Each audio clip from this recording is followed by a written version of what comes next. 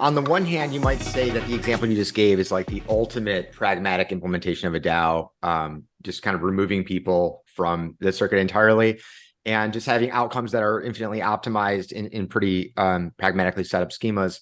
But I think for your average person, is there a more pragmatic way that they can understand how a school might run by DAO? So let's just say like Marcia and I are both products of the Chicago public school system.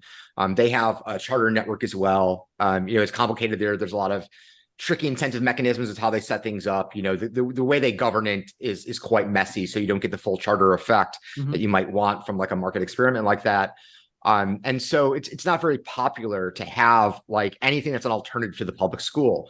And so the reason I bring this up is I'm wondering, what are the opportunities maybe in public schools to implement DAO functionality in order to provide a better governance mechanism? Do you feel like there are opportunities? There's no opportunities. The public school system right now is controlled by the teachers unions, which have in their best interest that nothing changes. Like to the extent where like Teach for America, which was doing great work, is basically on its last legs now because it can't get anyone to participate because we actually were talking about this recently on our podcast. Our podcast is Basecamp if anyone's interested. But we were talking about this, and we were saying that they've so grabbed control, and they're such an important democratic voting bloc that they make it seem like, using the other institutions they control, that anything that challenges their monopoly is bad, even when like the data, like charter schools almost always outperform public schools. But because the sort of progressive ideology is so common within universities and so common within the traditional media, they have created this lens where I think many people publicly think like, oh, it could go one way or the other, or there's these bad things happening in charter schools. And it's like, no, like look at the data, not what the media is saying. It is just overwhelmingly, almost everywhere they've ever been implemented, have they been an enormous improvement. But you cannot say that because the Democratic Party requires the teachers unions to win. The Democratic Party influences progressive woke culture a lot, and woke culture controls whether or not you support it, controls whether or not you get to keep your job at big universities. If I publish a paper saying charter schools are really good and I'm at like a major university, there's like entire departments at that university that don't need to do any real research and are just sort of dedicated to ideological conformity within the university setting and will dedicate themselves to getting me expelled. So, and this is why, because now that Teach for America, through finding genuinely better ways of running school systems, threatened this bureaucracy and this entrenched interest, it has now been framed in the public as like a bad thing in some way. And so a lot of progressives won't go to work for them. And that's where they were getting their pool of potential applicants, because they had sided with that side of the beast, and they're now facing the consequences of doing that.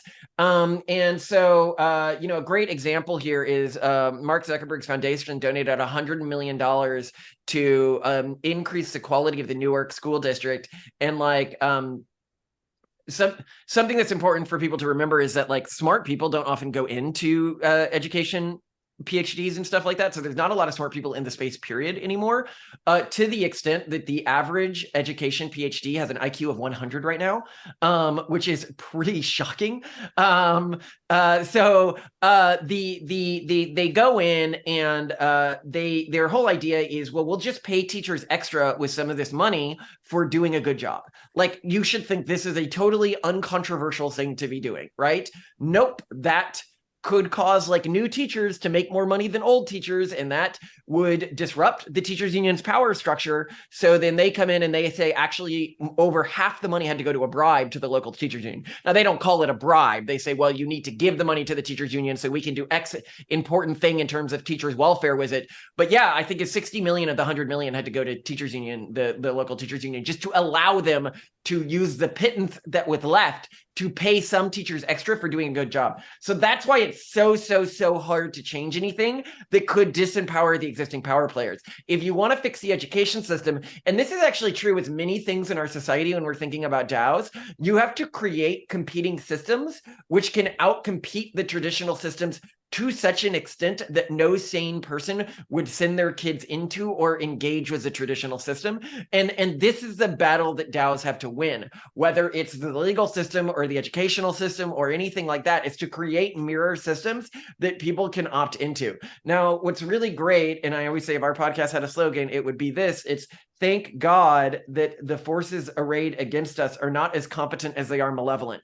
Because we could be in a timeline where these people are both malevolent and competent, and we don't. It is fairly easy to outcompete them.